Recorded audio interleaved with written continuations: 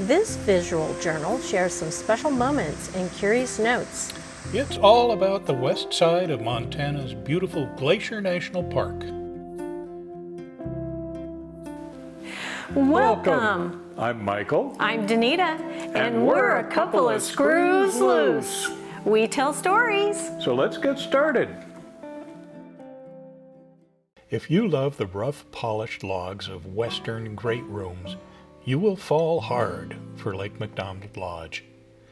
This lakeside lodge was built as a private venture in 1913.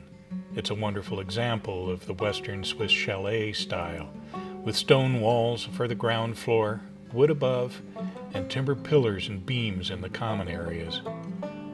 But seriously, the great room simply oozes rustic charm, don't you think? Let's back up a sec. Who is this McDonald guy?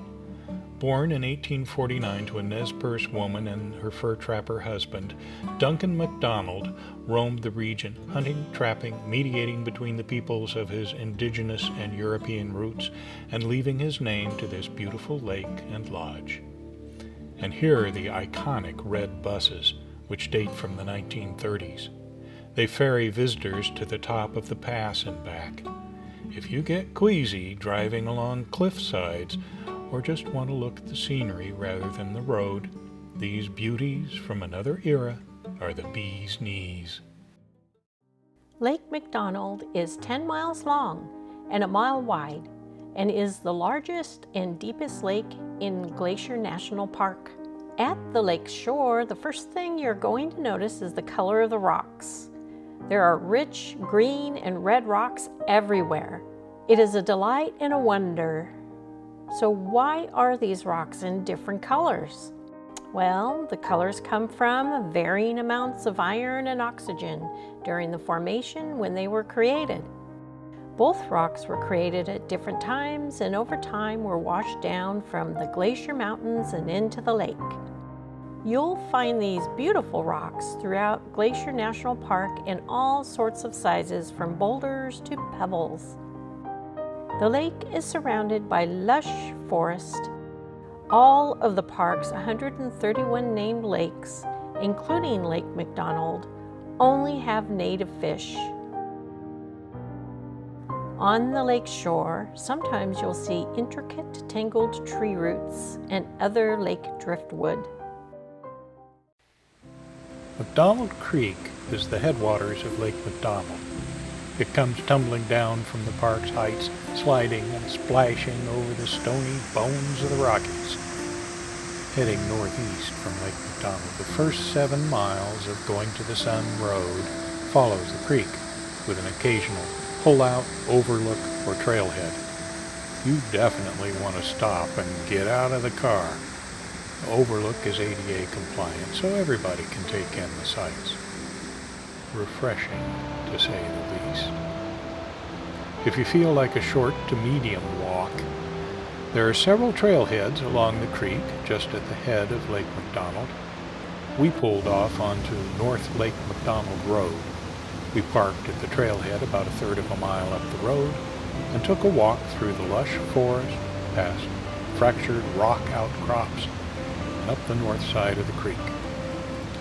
You can take a short side trail to view McDonald Falls. Walking on up the main trail, you pass by a bridge and continue a short distance to the tumbling rapids of Sacred Dancing Cascade. Turning back downstream, you can either cross the bridge and go back through the woods on the south side of the creek, or continue back the way you came for a shorter route back to the car.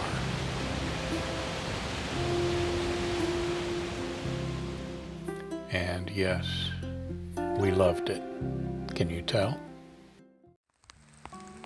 The Trail of the Cedars is a short walk that begins and ends on the Going to the Sun Road. Don't let this short walk put you off from checking it out, though.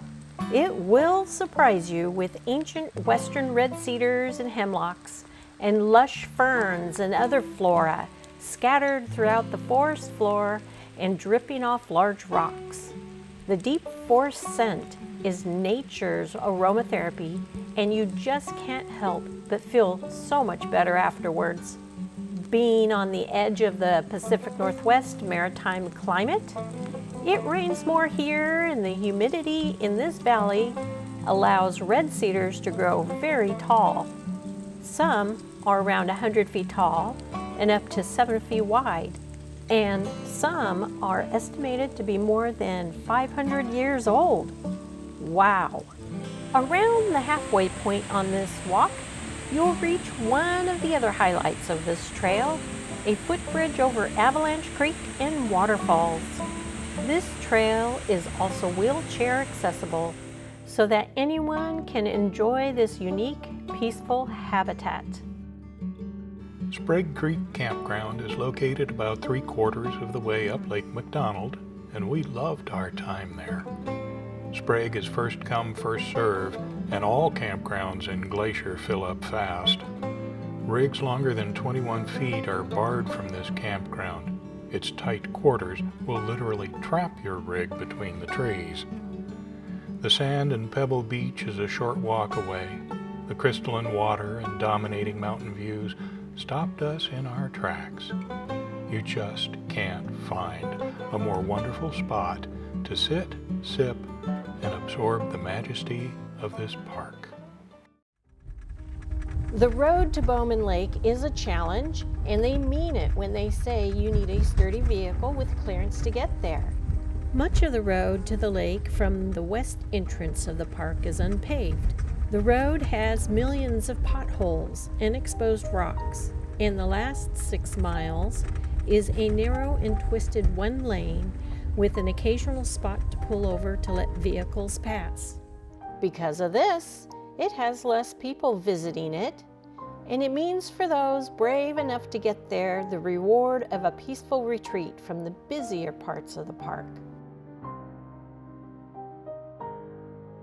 The story goes that the name of the lake comes from a trapper named Fred Bowman who arrived in Montana around 1885.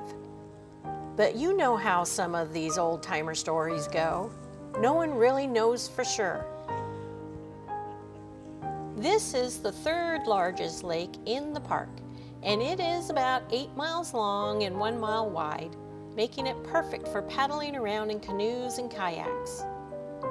The lake is surrounded by dense forest with backdrops of stunning mountains, making for a breathtaking view. But be aware that this is prime bear and mountain lion territory, as well as other wildlife too, including loons. Hey, you're still here! Please give us a like to help us promote the channel. And subscribe to stay tuned for more stories from A Couple of Screws Loose.